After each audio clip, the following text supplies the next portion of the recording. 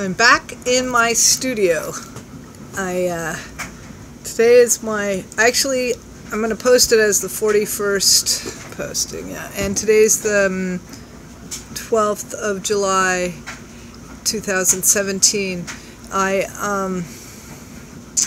My husband is better now, and I have to repack and pack the car up and go back up north tomorrow because my kids are flying in from Indiana on Friday. I need to pick them up at the airport, and on Saturday we're going to my aunt's memorial. She passed away in February, and there's going to be a family memorial that day.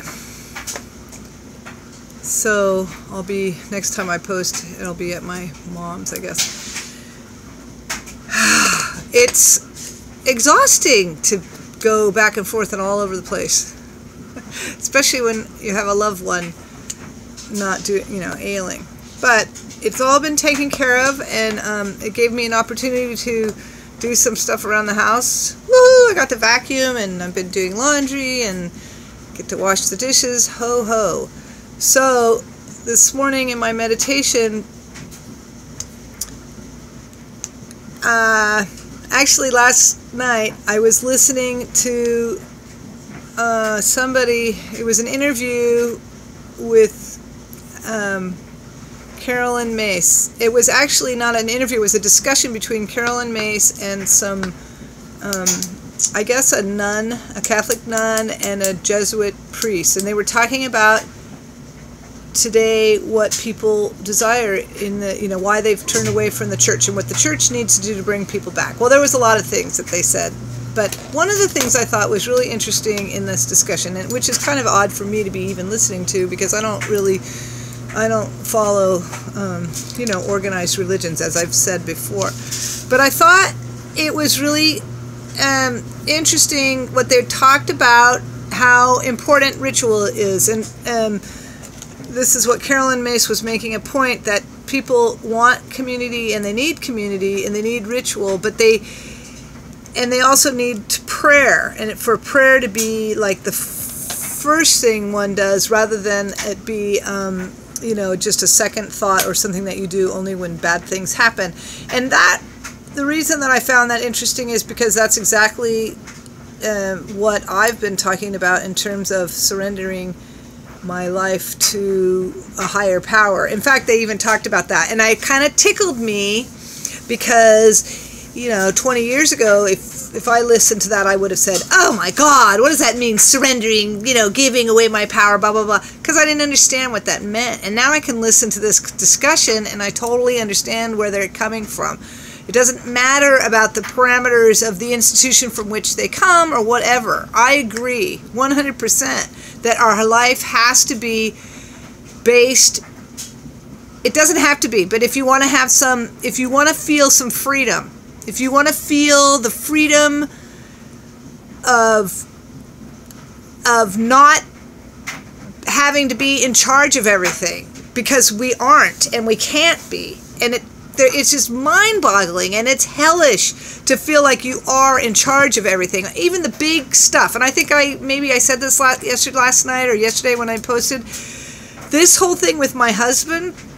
People were saying to me, I would put it on Facebook, and people would say, oh, I honor that you seem to be able to handle this. And it's like, you know what? Handling big things, surrendering to big things, to me is much easier than surrendering to smaller, mundane aspects of life, because the bigger things, it's really out of my hands. What am I supposed to do? My husband's suffering from this kidney stone. I have absolutely no control over that, and my ego knows that. My ego mind knows I have no control over that. But when it comes to smaller, more mundane things, and I'm using air quotes here, my ego mind doesn't always understand that. And I'm talking about just the most basic things. So when I can learn to begin my day from a place of honoring something bigger than me, something bigger than my ego mind running the show, then it helps me. That's the reason why I meditate, because the meditation helps me to clear my mind, which sometimes it just seems like this is endless. There's so much stuff that goes on in my head because I just have a very, very busy mind, a lot of mental energy, and it can be exasperating. But if I didn't meditate, I know from my own experience, when I didn't meditate, I wasn't able to really start to see things. Does it have to do with age? Maybe. I don't know. I have had a lot of experience in my life, just from living the years, but I would venture to say that had I been able to harness this sort of the meditation at an earlier place, maybe things would have gone smoother. However, it doesn't matter, because my life is what it is, and I am who I am. The at this point, made from those experiences that I have. So it's ridiculous to even go back and even think about all that, because it doesn't matter, because here I am right here. This is the experience, and it comes out of that. So I started this talking about the importance of ritual, which I think ritual just means something that you do, on a continuous basis. For me, if in the morning, if I can, and sometimes, obviously it doesn't always work that way because we have other things that come up. But for me, in the past, since January, I've really been able to do an hour a day meditation, and I love that. It has been really wonderful, and I can tell the days that I don't get to do it. I can tell a difference. There's a difference in my life. That's a ritual. There's a ritual before I start my meditation, I have a prayer book of prayers that I wrote. They're things I borrowed some from Tosha Silver's book, Change Me Prayers. I have something that I augmented that I borrowed from Louise Hay. I have a prayer in there from one of my favorites from A Course in Miracles, and a few,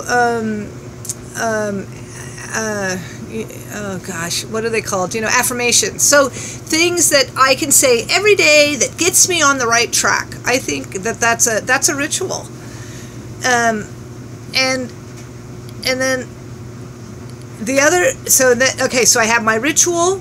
I have my prayers, so I'm making that communion. There's a communion that's happening between me and my higher self, and then there's also this quiet time. So I'm listening to my higher self.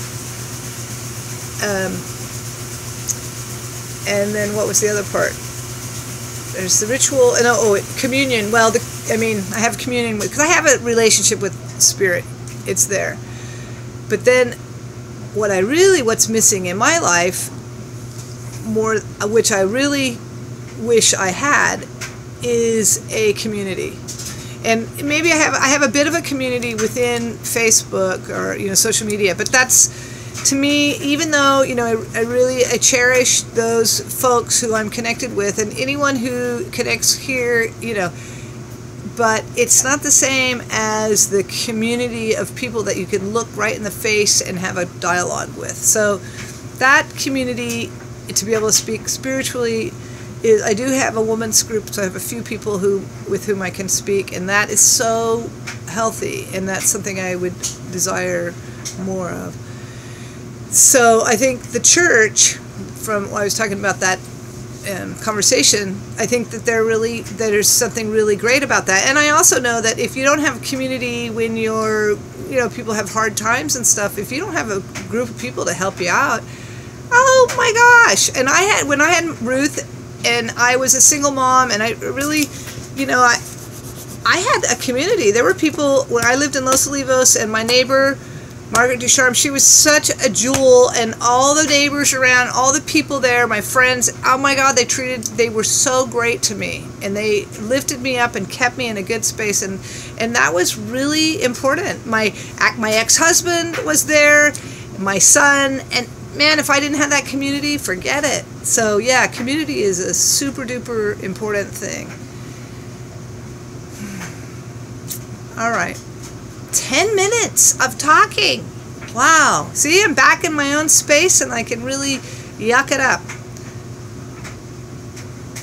I am so grateful for the opportunity to do this. I have no idea who listens, but I know for me it's been 40 days and I have noticed a huge, something's happening within me.